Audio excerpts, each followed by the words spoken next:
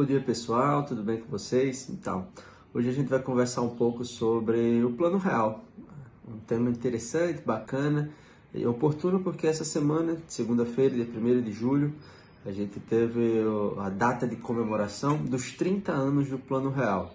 E o Plano Real ele é extremamente importante para a nossa história, para a história do Brasil, a história recente do Brasil, da década de 90 para cá, em função do seu contexto, em função da sua importância, em função daquilo que ele proporcionou, possibilitou, resolveu e trouxe de benefícios para a sociedade brasileira. Então, a primeira coisa que a gente precisa entender é que, em 1994, o Brasil ele vivia um contexto econômico muito complexo, a chamada estagflação, que vinha perdurando desde a década de 80 e aumentava, diminuía, a depender de qual período estava se falando, desde a década de 80 até 1990, no início da década de 90. O que a gente tinha e o que é essa estagflação? É um cenário de estagnação econômica, onde não há crescimento econômico, não há crescimento da atividade econômica do país, associado isso a um contexto de inflação, do aumento generalizado do nível de preço da economia. Então, o que acontece? O Plano Real ele surge dentro desse contexto. As moedas anteriores e desse período, no final da década de 80, na verdade na década de 80 de um modo geral até o início dos anos 90, elas não vinham conseguindo dar conta de soluções. E planos diversos aconteceram ao longo desse período, plano Bresser, plano Verão e tantos outros. Tivemos situações complexas na sociedade nesse período também, como por exemplo o confisco da poupança. O pessoal aí de mais idade um pouco vai lembrar muito bem do que aconteceu. E a gente vai lembrar também de situações complexas que existiam, por exemplo, nos supermercados. Você entrava no supermercado, o preço de um pacote de arroz, de um quilo de açúcar, de manhã era um valor, ao meio-dia ele mudava, à noite ele fechava o preço do dia num outro valor. Por quê? Porque a inflação estava acontecendo ali a todo momento. A gente chegou a ter inflação de 4 dígitos no Brasil nesse período. Então o que acontece? A gente tinha uma situação muito complexa e era necessário uma ação que pudesse modificar essa estrutura, que pudesse modificar esse cenário de perdas reais da economia brasileira e do valor do dinheiro, perda do valor do dinheiro, né, da moeda nacional. Então, a gente tem no início dos anos, desde o início dos anos 80 até os anos 90, a gente vivia essa crise econômica extremamente severa. Tem aí uma taxa de inflação que batia 2.000% ao ano, isso é um absurdo. Então a gente vivia nessa situação, os preços eles aumentavam rapidamente. Eu lembro que meu pai ele era à época gerente de um supermercado, de uma grande rede de supermercados lá em Natal, e ele era responsável, nessa época eu era pequeno ainda, mas eu lembrava de ir ao supermercado com ele, e ele era responsável por ajustar os preços, ou por mandar os funcionários ajustarem os preços dos produtos. E aquelas maquinazinhas registradoras, né, de etiquetar preço, a fita delas não durava, porque ele tinha que remarcar preço de 3 a 4 vezes por dia no supermercado. Então a gente tinha uma vida muito complicada. A moeda da época era o cruzeiro, perdia o valor rapidamente em função desses problemas, e aí esses vários planos que eu citei, alguns deles eles vieram a acontecer. A gente teve o plano cruzado, a gente teve o plano Bresser, a gente teve o plano Verão, o plano Collor, e nenhum desses planos que ocorreu ao longo desse período conseguiu resolver o problema da inflação no Brasil. Então o que acontece? Em 94, o presidente da República, à época, era o Itamar Franco. Ele havia substituído o Collor em função daquele problema do impeachment. Então o Itamar Franco reuniu uma equipe econômica, chamou o então ministro da Fazenda da época, que era o Fernando Henrique Cardoso, que posteriormente virou presidente da República na eleição subsequente, na verdade no mesmo ano, inclusive, 94.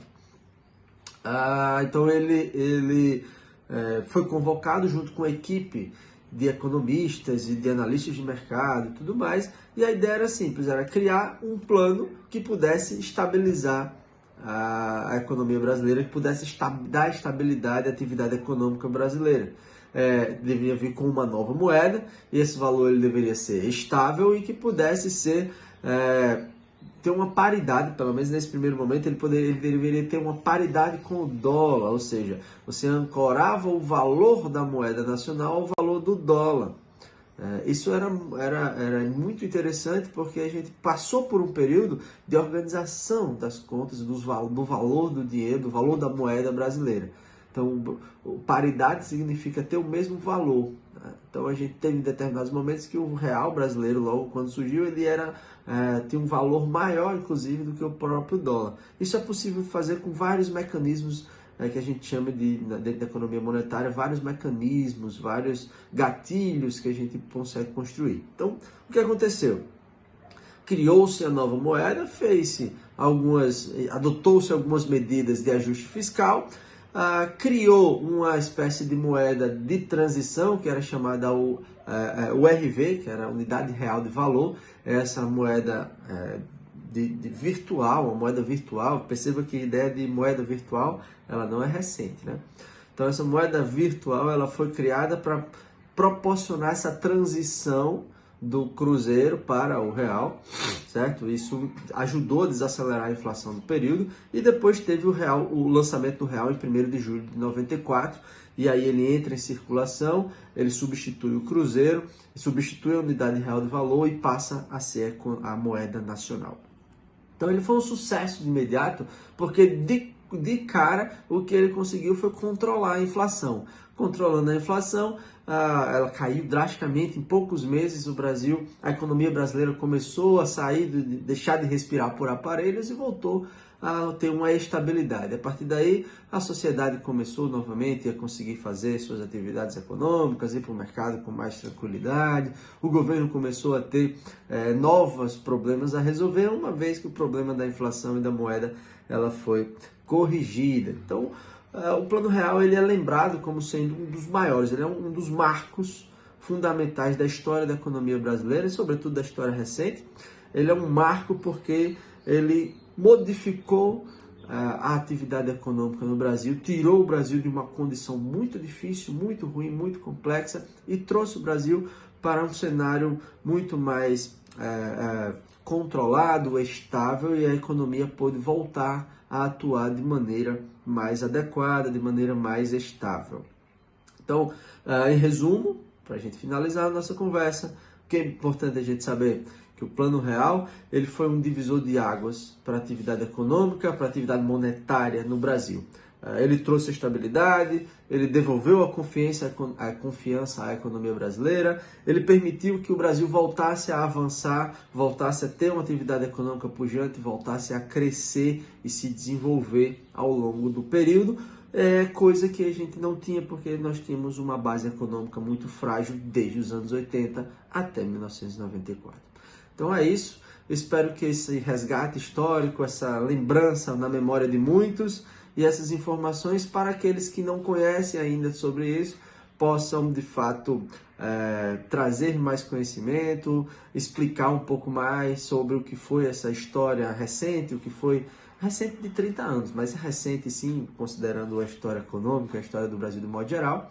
E aí a gente aprender um pouco mais, rememorar, aprender um pouco mais sobre o que aconteceu no Brasil desses anos e sobre a importância dessa moeda que nós temos hoje. Atualmente ela tem uma desvalorização frente ao dólar, ao longo do tempo isso aconteceu, hoje ela se acentua, depois volta mais estável.